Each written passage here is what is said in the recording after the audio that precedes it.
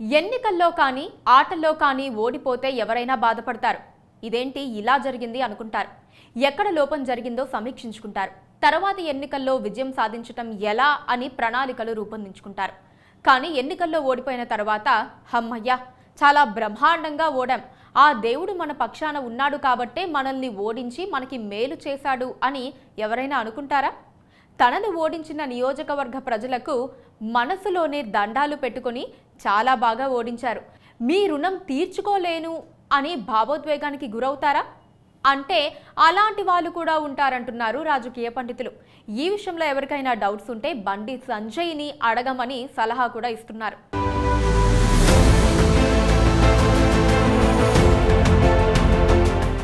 గత పార్లమెంటు ఎన్నికల్లో కరీంనగర్ లోక్సభ నియోజకవర్గం నుండి అద్భుత విజయం సాధించారు.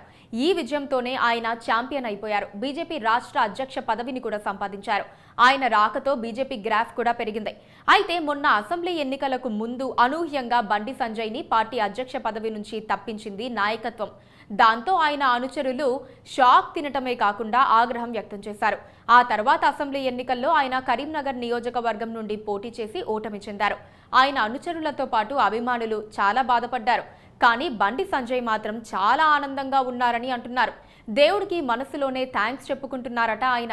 బీజేపీ తెలంగాణ రాష్ట్ర అధ్యక్షుడిగా ఉన్న కాలంలో ఆ పార్టీని పరుగులు పెట్టించిన బండి సంజయ్ రాజకీయ జీవితంలో కొన్ని మెరుపులు, మరికొన్ని మరకలు ఒకదాని వెంట మరొకటి అలా కనిపిస్తూనే ఉంటాయన్నది టాక్. అధ్యక్షుడిగా ఉన్న సమయంలో పార్టీలోకి కొత్తగా వచ్చిన ఈటెల రాజేందర్ వంటి వారితో పొసగకపోవడం, బయట కనిపించిన కొన్ని ప్రచారాలతో మొత్తానికి అధ్యక్ష పీఠం నుంచి దిగిపోయారు. పార్టీ పదవి నుంచి తప్పించిన బండి సంజయ్కి కేంద్ర మంత్రి పదవి దక్కవచ్చునని అంతా ఊహించారు. బండిలో కూడా ఏదో ఒక మూల ఆ ఆశుండేది. కానీ బీజేపీ హైకమాండ్ మాత్రం ఆయన్ను జాతీయ ప్రధాన కార్యదర్శిగా నియమించింది.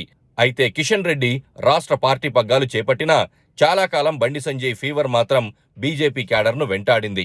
అసెంబ్లీ ఎన్నికల్లో బండి సంజయ్కు హెలికాప్టర్ ఇచ్చి స్టార్ క్యాంపెయినర్ గా పార్టీ ప్రచారం చేయించిందంటేనే మాస్ లీడర్ గా బండి అవసరం ఎంతుందో పార్టీ గమనించిందనే అనుకోవాలి.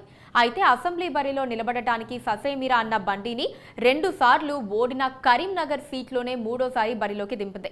దీంతో మొదట నారాజ్గానే ఉన్న బండి సంజయ్ ప్రచారంలో మెరుపులు మెరిపించారు. ఒక దశలో అన్ని సర్వేలు, ఇంటెలిజెన్స్ రిపోర్ట్స్ కూడా బండిదే విజయమని తేల్చాయి. కానీ ఎప్పుడు కరీంనగర్ అసెంబ్లీ ఫలితాల్ని ప్రభావితం చేసే ముస్లిం మైనారిటీ ఓట్లే ఈసారి కూడా బీఆర్ఎస్కే ఎక్కువగా పోలవటంతో పాటుగా హిందూ ఓట్ పోలరైజేషన్ బండిని గెలిపించే స్థాయిలో టర్న్ కాలేదు. దీంతో బండి సంజయ్ కరీంనగర్ అసెంబ్లీ బరిలో మళ్లీ దెబ్బతిన్నారు.